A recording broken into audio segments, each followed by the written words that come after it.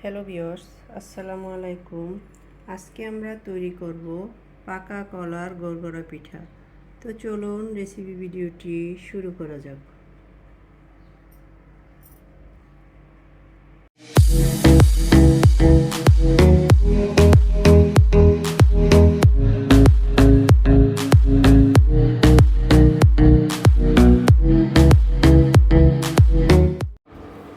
শুরুতেই এটা তৈরি করার জন্য কিচেনে এসে চুলায় একটা প্যান বসিয়ে দিয়েছি। এর ভিতরে দিয়ে দিচ্ছি মেজারমেন্ট কাপের 2 কাপ চালের গুঁড়া,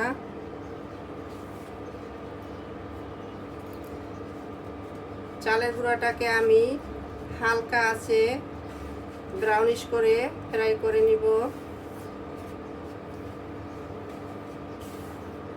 যতক্ষণ পর্যন্ত না এটা ব্রাউন একটা কালার আসে ততক্ষণ পর্যন্ত এটাকে আমি এভাবে নেড়ে নিব।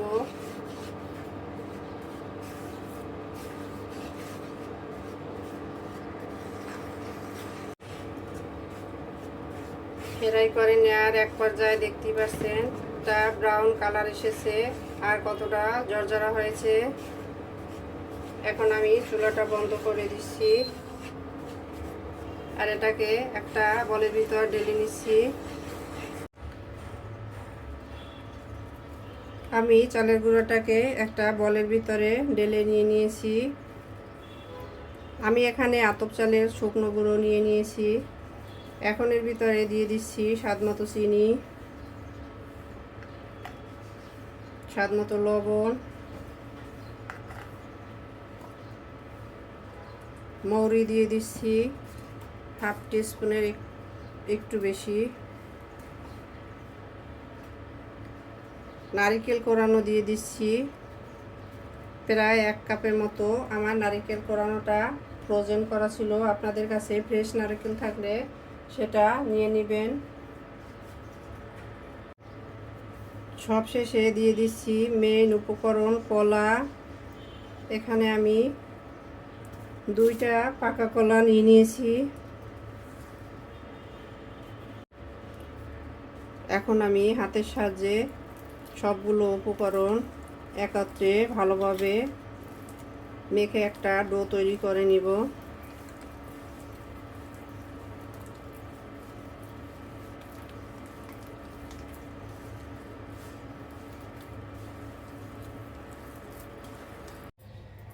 ডোটাকে মেখে নেওয়া হয়ে গেছে। এখন আমি এটাকে রেস্টে রেখে দেব 10 মিনিট। তো ফিরে আসছি 10 মিনিট পরে। ফিরে এলাম 10 মিনিট পরে, ঢাকনাটা তুলে নিলাম। তো ডোটা মোটামুটি সেট হয়ে গেছে। এখন আমি এর থেকে অল্প অল্প করে ডো নিয়ে এভাবে হাতের সাহায্যে পিঠার শেপ দিয়ে নেব। কেউ চাইলে এভাবে প্লেন রেখে দিতে পারেন। আমি এভাবে একটা ছাকনাযুক্ত চামিচের সাহায্যে একটু ডিজাইন করে নিচ্ছি, দেখতেই পাচ্ছেন।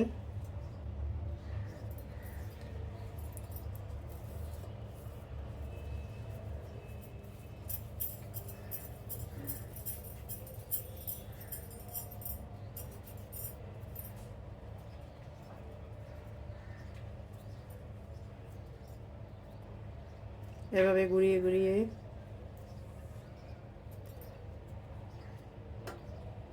কতটা সুন্দর হয়েছে।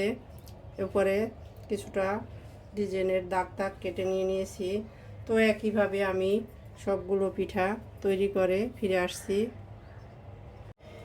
পিঠাগুলো তৈরি করে এভাবে আমি একটা ছিদ্রযুক্ত প্লেটের উপরে সেট করে নিচ্ছি। সবগুলো পিঠা তৈরি করে আমি এই ছিদ্রযুক্ত প্লেটের ভিতরে সেট করে নিয়ে নিয়েছি, দেখতে পাচ্ছেন। এখন চলে যাব কিচেনে। তো চলুন কিচেনে যাওয়া যাক। কিচেনে এসে চুলায় একটা প্যানে আমি পর্যাপ্ত পরিমাণে পানি দিয়ে দিয়েছি, দেখতেই পাচ্ছেন পানিটা ফুটে আসছে। এখন আমি এর উপরে প্লেটটা বসিয়ে দিচ্ছি পিঠাটা ভাপিয়ে নেওয়ার জন্য। দিয়ে দিচ্ছি ঢাকনা। তো এটা ভাপিয়ে নেওয়ার জন্য অপেক্ষা করব 15 থেকে 20 মিনিট। ফিরে এলাম 20 মিনিট পরে। আমি অফ ক্যামেরায় ঢাকনার ছিদ্রটাকে লক করে দিয়ে দিয়েছি, দেখতে পাচ্ছেন। আপনাদের ঢাকনায় ছিদ্র থাকলে এভাবে লক করে দিবেন। তো এখন আমি ঢাকনাকে তুলে নিচ্ছি, পিঠাকে আমি চেক করে দেখে নিচ্ছি। দেখতে পাচ্ছেন কাঠিটা ক্লিয়ার এসেছে, তার মানে আমাদের পিঠা ভাপিয়ে নেওয়া হয়ে গেছে। আমি এখন চুলাটা বন্ধ করে দিলাম আর পিঠাটা তুলে নিয়ে একটা সার্ভিং প্লেটে সার্ভ করে নিব। তো চলুন সার্ভ করে নেওয়া যাক। সার্ভ করে নিলাম আমরা আমাদের পাকা কলার গড়গড়া পিঠা।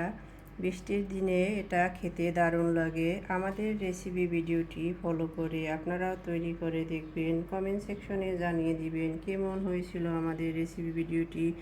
লাইক, কমেন্ট, শেয়ার, সাবস্ক্রাইব করে আমাদের পাশে থাকবেন। আল্লাহ হাফেজ।